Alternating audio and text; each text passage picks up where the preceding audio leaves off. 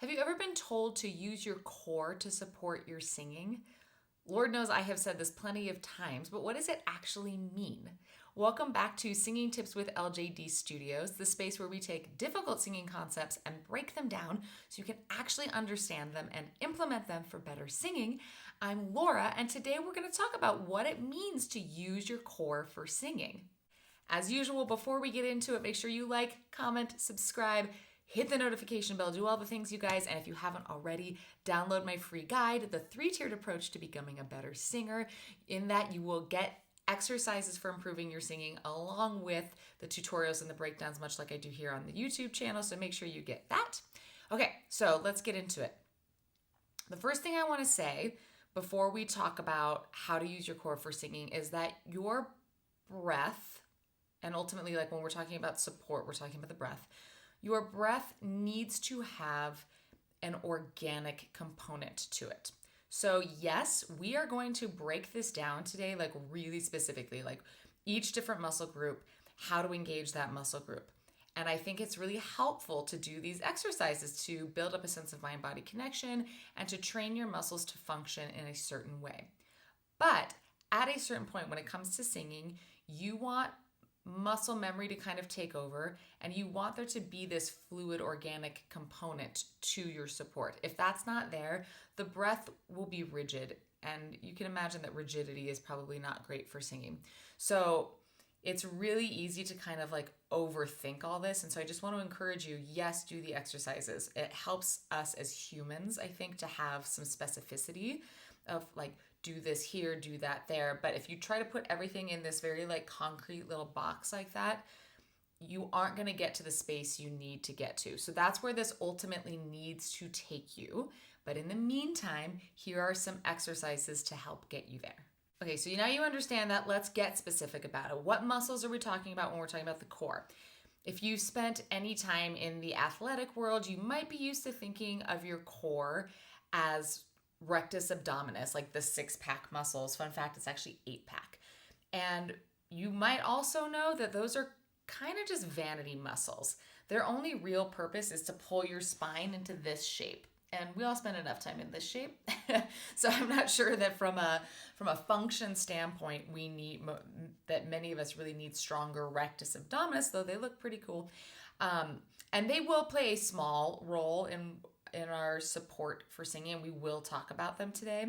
But let's identify the more key muscles in your core for singing. First one, pelvic floor. If you have not already seen my video on that, I'll probably do another one that's even more in depth, but that's linked in the description. Pelvic floor, and we will talk about it today as well. That's a big one. Diaphragm. If you haven't seen my little diatribe on the phrase breathe from your diaphragm, I got that video too linked in the description. I don't always think that that's a helpful phrase, but your diaphragm is a key muscle in your support. And we will talk about that today as well. We will talk about rectus abdominis. And we will also talk about your intercostal muscles, the muscles in between your ribs. And lastly, the transverse abdominis muscle. We're going to talk about like where they are, how to find them, how to use them, how to strengthen them, all that good stuff. But those are the key muscles we're going to talk about today. That's not to say that there aren't other muscles that could factor into your support. And for some people could even be key, like for instance, your oblique muscles or your lats. Like there are other muscles in your core that can be involved in singing, but these are the ones that I'm going to focus on today because I've got some really specific exercises for you, and I think they're the muscles that I see play out the most in the support concept for singing. Before we get into the exercises for each specific group of muscles, I think there's one thing that we need to clear up about strength. Strength is not holding a muscle in contraction permanently.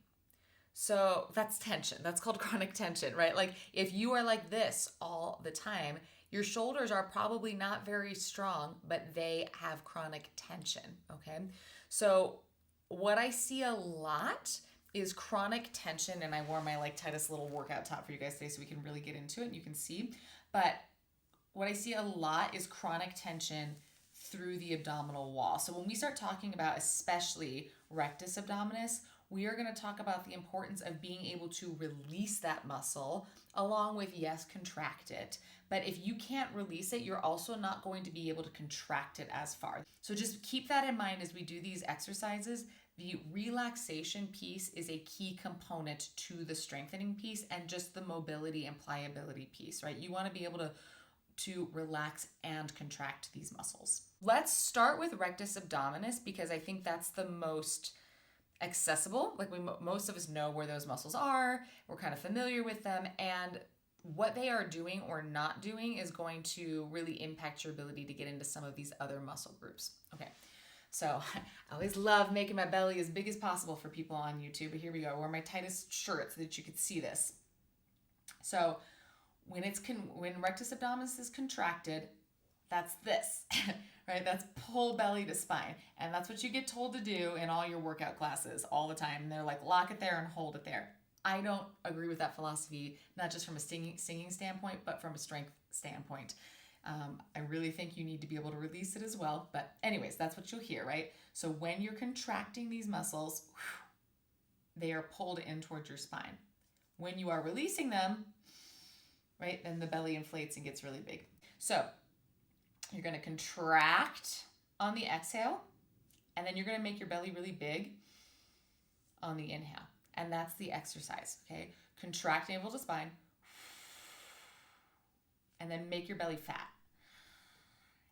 If this part is difficult for you, and if you're holding chronic tension through here, it might be. It's difficult for a lot of people. I suggest thinking about pushing your belly out. So it's not so much that it relaxes, but you actually push it out. Think if you were, I don't know, if you were like ever a little kid and you're like, look how big, of course you were a little kid at one point, but like if you ever did this as a little kid, and you're like, look how big I can make my belly, push it out, right? Eventually you want it to feel more like it just kind of relaxes out. But if that's really hard for you, then I would say start with push it out, make it big as you possibly can. Okay, so exhale, contract, inhale, push your belly out. Okay, and so what that is doing is it's strengthening your core muscles by bringing them into a deep contraction and a full release. And consequently, you will probably be able to contract them more on the next exhale after having fully released them on the inhale. Exhale, contract, inhale, release. If that's feeling pretty good, you can start to speed it up and do what's called a Kapalabhati breath in yoga. It looks like this. And what I'm doing is this really forceful exhale, and it's actually a very passive inhale where these muscles just release, but you need to be sure that you can actually release these muscles quite easily in order for this to work. But again, it looks like this. And that's really going to help strengthen these muscles in a way that you want to use them for singing, which again is the ability to contract and release them relatively quickly. Okay, so let's talk about your diaphragm next. So the reason we started with rectus abdominis is the ability of your diaphragm to contract and release is really going to be linked to your ability to contract and release your abdominal muscles. So when we inhale, the diaphragm contracts and lowers. When we exhale, it relaxes and lifts, right? So the key part is really getting that contraction on the inhale. But if you're holding chronic tension here, your diaphragm is going to be kind of limited in terms of how far it can contract as you breathe in. So that's why that first exercise we did is so important. I don't really feel my diaphragm. I don't know if you guys do or not, but like that's not something I have a huge amount of awareness of.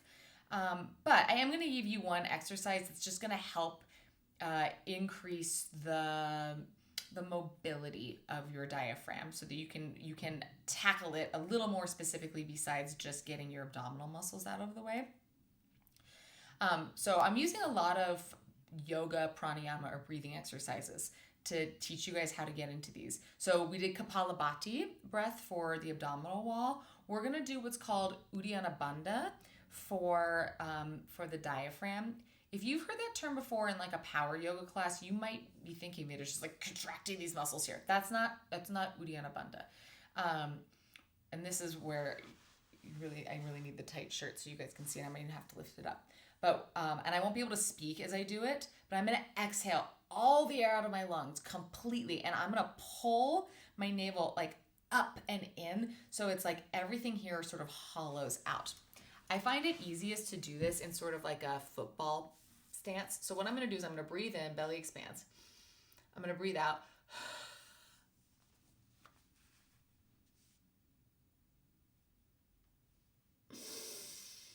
Okay, so you can see that I like really, I'm gonna move back and try that one more time, but I really sucked everything up and into my rib cage. So that's really kind of pushing the diaphragm up, and then when I let go of that, diaphragm comes down, okay? So it just really allows your diaphragm to start to move to its fullest capacity. So let me show you that one more time a little bit further back here. Okay, so I'm gonna breathe in, and to the best of your ability, breathe into the belly, and then I'm gonna breathe out.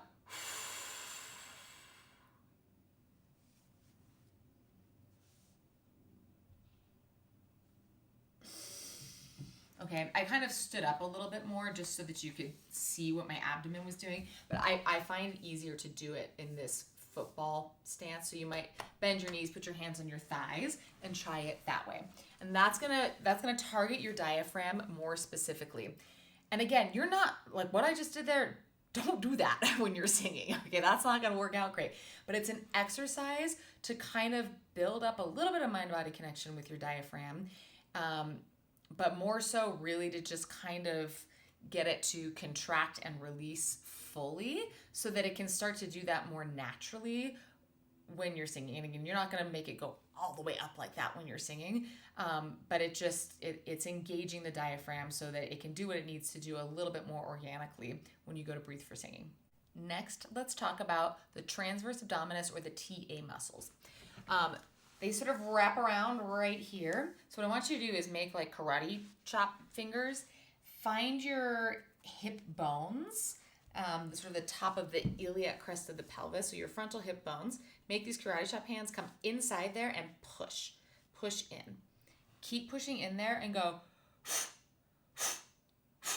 And what you should feel is those muscles push out, out, out, okay? So try that a few times. And you really got to kind of like stick your fingers in there. If you want a little more resistance, if you're not feeling those muscles push out, you can also try a TS and go tss, tss, tss, tss, tss, tss. Okay? So those are your TA muscles. And what we just did there is sort of the action that you're going to want them to do for singing. And that you could actually do on like some sung tone and try going like, ooh, ooh, ooh. And if I'm going to sustain the note, I'm probably going to sustain that push out. But again, there needs to be some fluidity to it. If I'm just like, pressing out and holding, it's not going to work. Okay? But that's how you could even try that with a little bit of singing. Of just, ooh, ooh, ooh. Or, ooh, ooh, ooh, ooh, ooh. But make sure you feel confident first with the before you try adding any pitch to it. But that is your TA muscle, and that's how you're going to exercise it and engage it for singing. Next up, let's talk about the intercostal muscles, the muscles in between your ribs. So we spend a lot of our lives sort of with this space getting really, really short.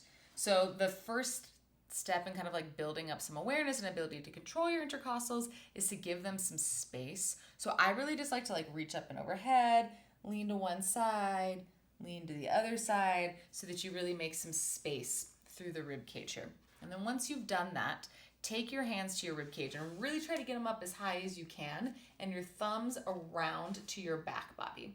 Really squeeze in on your ribs so you get some good feedback from your hands. Breathe in and see if you can feel your ribs push out to the sides and back. And then breathe out, your ribs are gonna draw back in, okay? So try that again, breathe in, feel the ribs really kind of flare out, and then breathe out, feel them drop in.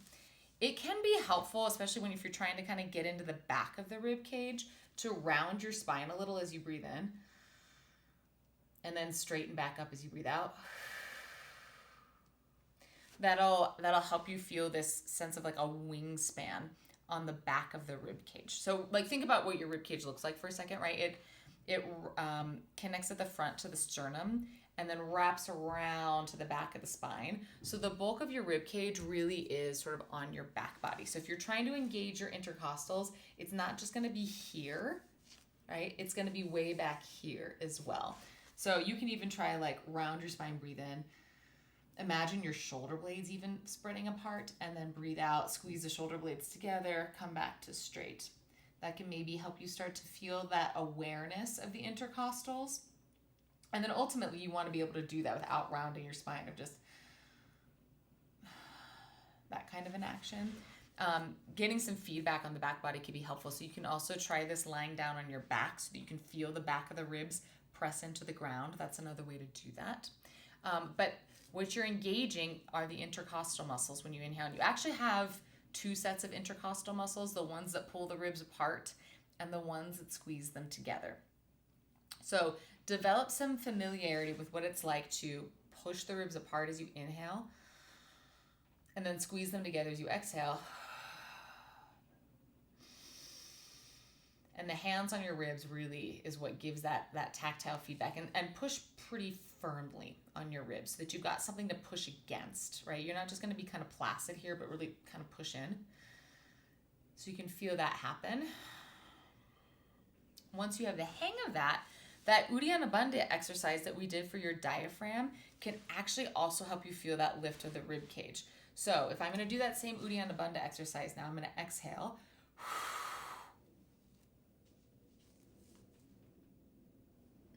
And you can see how my ribs sort of lifted up as I did that, right? Let me try it again so you can sort of see it like this.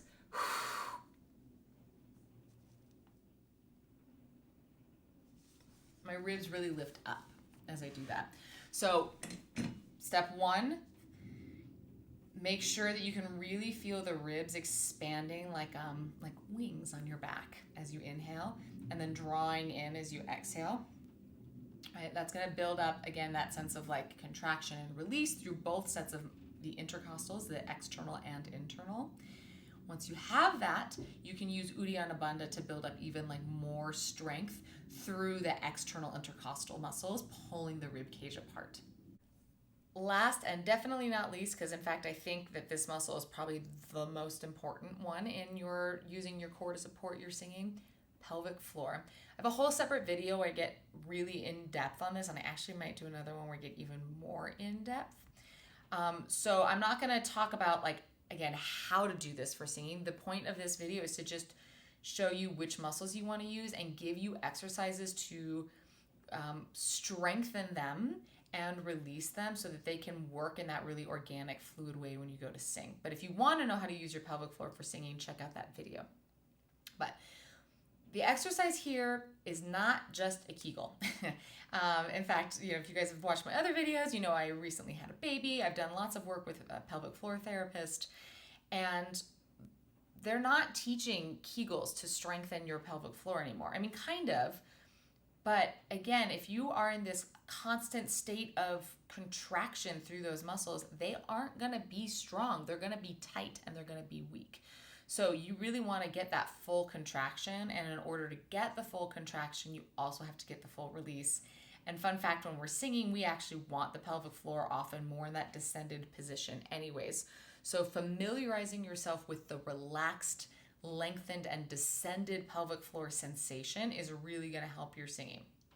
So for this, it's important that you are able to contract and release the belly with the exhale and the inhale, because the pelvic floor and the belly are going to kind of go together here.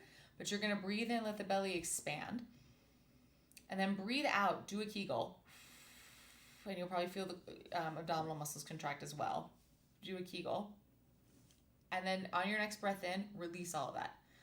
Really try to feel this sense that the pelvic floor drops as the belly drops. And if you're like, okay, I feel the Kegel, but I can't really feel the drop, you might think about, so when we do a Kegel, usually if you don't know how to do one, it's explained as like trying to hold back the flow of urine. The way to relax the pelvic floor is almost a little slight bear down in the way that you would if you were going to start the flow of urine. And obviously don't go too far with that, but that might help you feel like, oh, that's a lengthened and descended pelvic floor. So exhale, contract, do a Kegel, like you're trying to stop the flow of urine. And then inhale, belly drops. And then imagine what it would be like to just gently start the flow of urine. So now you've got that full contraction on the exhale and the full release on the inhale. Okay, that's it, you guys. Those are the primary muscles that I like to think about in your core when it comes to supporting your singing with your core, using your core to manage your breath, all of that. Those are the primary muscles, and that's how you are going to give them the strength, the flexibility, the pliability that they are going to need to work symbiotically to create this really sort of fluid breath that's going to let you sing the way you want to sing. And I know I didn't get into like exactly how you're going to use them for singing, but if you get too in the weeds there, I don't know, I find that people get too stuck in their heads. So try the exercises out. Hopefully eventually they just kind of become muscle memory and start to integrate themselves into your singing kind of independently. All right, good luck, you guys. As always, like, comment, subscribe, hit the notification bell, drop me a comment, let me know what you want to learn, and happy singing.